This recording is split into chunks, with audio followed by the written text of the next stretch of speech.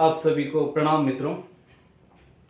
कल के वीडियो में हमने देखा था कि वर्णमाला किसे कहते हैं, वर्ण किसे कहते हैं, ये कल हमने देखा था।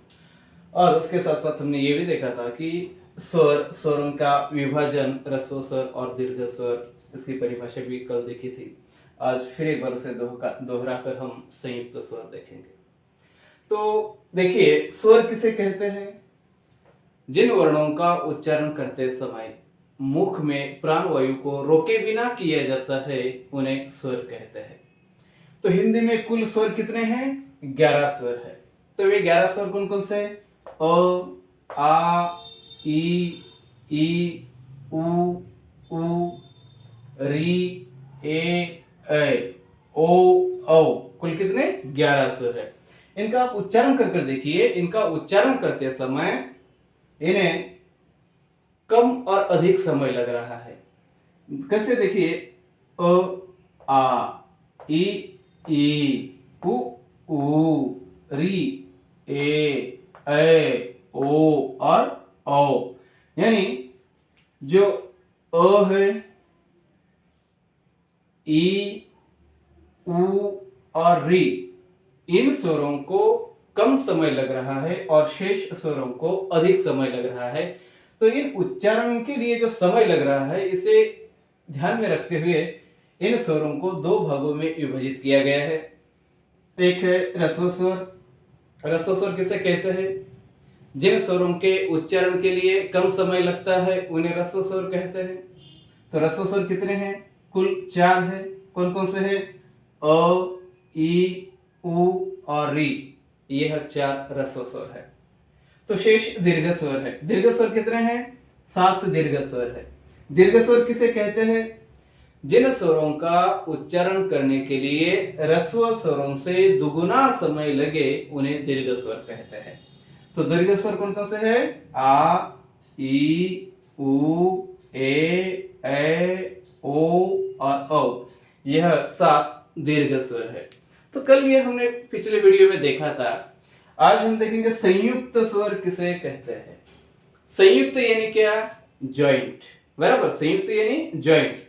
तो संयुक्त स्वर किसे कहते हैं? दो भिन्न स्वरों के मेल से उत्पन्न होने वाले स्वरों को संयुक्त स्वर कहते हैं। क्या कहा मैंने? दो भिन्न यानी अलग अलग स्वरों के मेल से जो नया स्वर निर्माण होता है उन्हें संयुक्त स्वर कहते हैं। तो ऐसे कितने संयुक्त स्वर है हिंदी वर्णमाला में?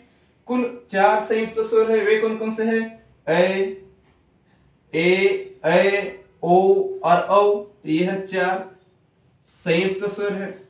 तो ये संयुक्त स्वर कैसे निर्माण होते हैं? मैंने परिभाषा में कहा था कि दो अलग अलग भिन्न स्वरों के मेल से इनका निर्माण होता है। तो वे कैसा होता है? देखिए, यहां पर ए है। तो ए का निर्माण कैसे होता है? अ जमा ई या ई। क्या कहा मैंने? अ के सामने यदि ई या ई आता है तो ए बन जाता है। यानी इन दो स्वरों के मेल से जो निर्माण हो रहा है वे क्या हो रहा है? ए हो रहा है।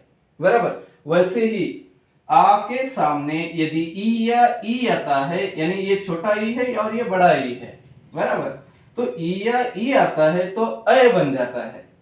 यानी इन दो स्वरों के मेल से अ निर्माण होता है। वैसे ही यहां पर देखिए, अ के सामने यदि उ या उ आता है, यानी अ में जब उ या उ मिल जाता है, ये छोटा उ है और ये बड़ा उ है, तो उ या उ मिल जाता है तो क्या बनता है? ओ बनता है। बराबर। और उसी प्रकार आ में यदि छोटा उ या बड़ा उ मिल जाता है तो औ बन जाता है। तो यह आपको संधि जब टॉपिक हम देखेंगे तो उसमें यह बहुत महत्वपूर्ण यानी भूमिका निभाने वाला है वहां पर। तो संयुक्त स्वर कैसे बनते हैं? दो अलग अलग भिन्न वर्णों के मेल से संयुक्त स्वर निर्माण होते हैं।